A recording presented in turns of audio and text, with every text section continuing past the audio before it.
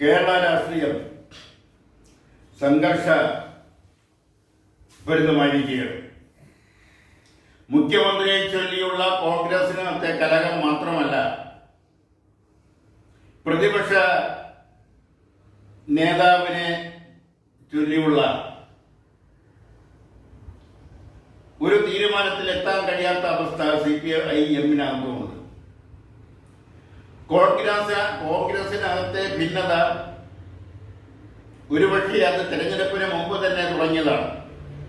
തെരഞ്ഞെടുപ്പ് കഴിഞ്ഞ് കോൺഗ്രസുകാർ പോലും പ്രതീക്ഷിക്കാത്ത നിലയിലുള്ള ഭൂരിപക്ഷം കോൺഗ്രസ് നേതൃത്വം കൊടുക്കുന്ന ഐക്യ ജനാധിപത്യ മുന്നണിക്ക് കിട്ടിയപ്പോൾ 102 സീറ്റ് കിട്ടിയപ്പോൾ പിന്നെ ആരായിരിക്കണം മുഖ്യമന്ത്രി എന്നതിനെ കുറിച്ചുള്ള തർക്കം, ആ തർക്കം രൂക്ഷമായി.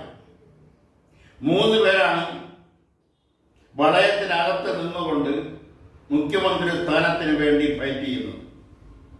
ഒന്ന് കെ.സി. വേണുഗോപാൽ, ശ്രീ രമേശ് ചെന്നിത്തല, ശ്രീ VD സതീശൻ. വളയത്തിന് പുറത്തു നിന്നുകൊണ്ട് യുദ്ധം ചെയ്യാൻ തയ്യാറെടുപ്പ് നടത്തിക്കൊണ്ടിരിക്കുന്ന നേതാക്കന്മാരും 3 പേരുണ്ട്. കെ സുധാകരൻ, അടൂർ പ്രകാശ്, ശശി തരൂർ. അവർ വളയത്തിന് പുറത്താണ്.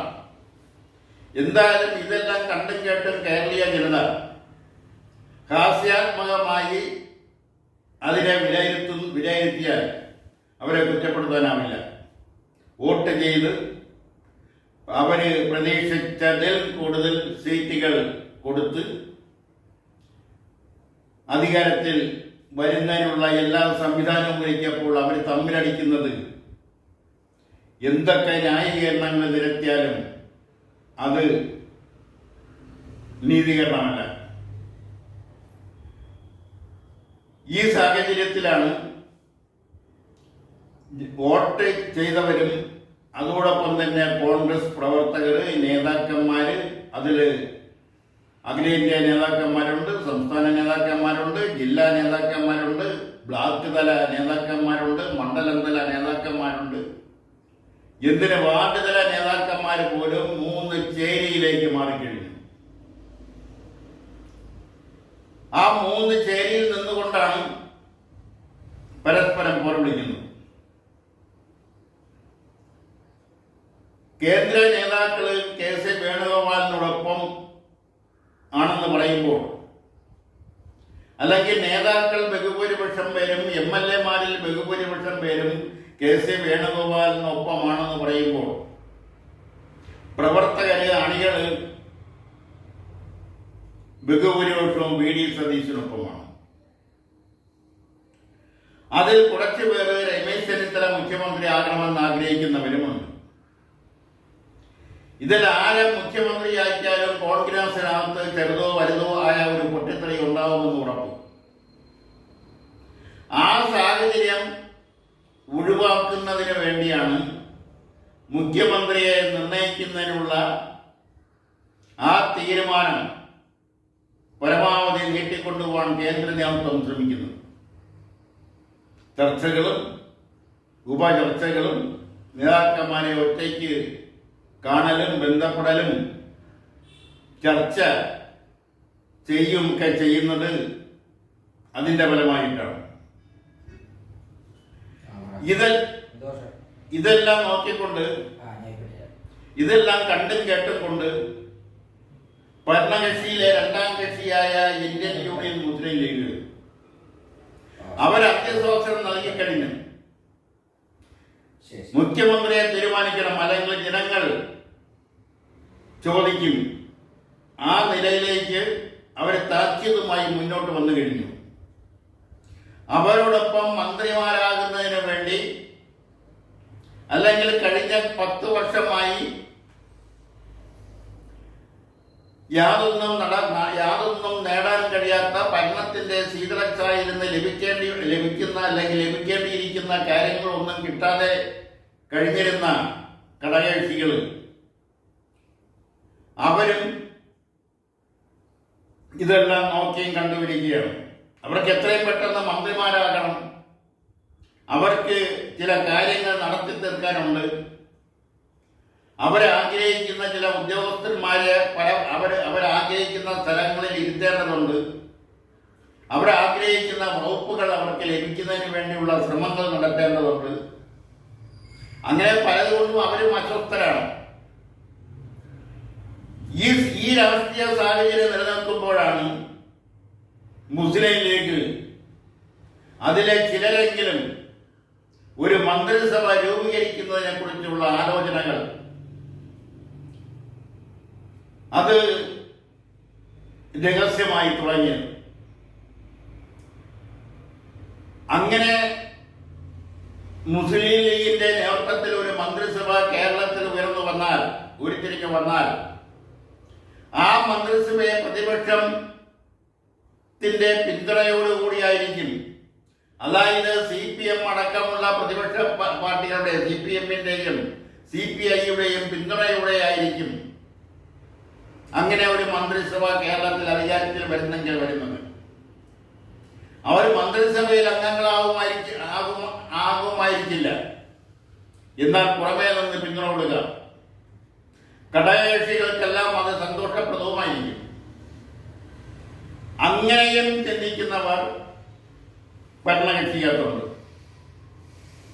ഇതെല്ലാം കൊണ്ടാണ് കേരള രാഷ്ട്രീയം സംഘർഷഭരിതമെന്ന് പറയേണ്ടി വന്നത്. എത്രയും പെട്ടെന്ന് മുഖ്യമന്ത്രി ആരെന്ന് തീരുമാനമെടുക്കുന്നതിനുള്ള ഒരു വലിയ ഉത്തരവാദിത്തം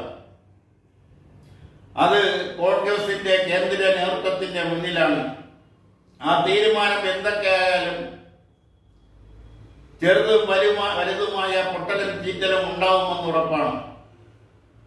അതൊരു പക്ഷേ കോൺഗ്രസിന്റെ ചെറിയൊരു പിളർപ്പിലേക്ക് തന്നെ വഴിതെളിച്ചുകൂടായില്ല. എന്ന് വന്നാലും മുഖ്യമന്ത്രി പദത്തിൽ കവിഞ്ഞുള്ള യാതൊരു ഒത്തുതീർപ്പിനും ഇല്ല എന്ന് VD സതീശൻ അർത്ഥസംഖ്യക്കിടയില്ലാത്ത വിധം പ്രഖ്യാപിച്ചു കഴിഞ്ഞു. വേണമെങ്കിൽ അദ്ദേഹം മത്സരിച്ച് ജയിച്ച പറവൂർ സീറ്റ് ഒഴിഞ്ഞു കൊടുക്കാം. KC വേണുഗോപാൽ അവിടെ നിന്ന് മത്സരിച്ച് ജയിച്ച് മുഖ്യമന്ത്രിയാവട്ടെ. അതൊരു വെല്ലുവിളി എന്നോണം VD സതീശൻ ഇന്ന് ഉയർത്തുകയും ചെയ്തു. എന്നാൽ മുഖ്യമന്ത്രി പദത്തിൽ നിന്നും യാതൊരു വിധത്തിലും പിന്നോട്ട് പോകില്ല എന്ന് KC വേണുഗോപാലും പ്രഖ്യാപിച്ചു കഴിഞ്ഞു.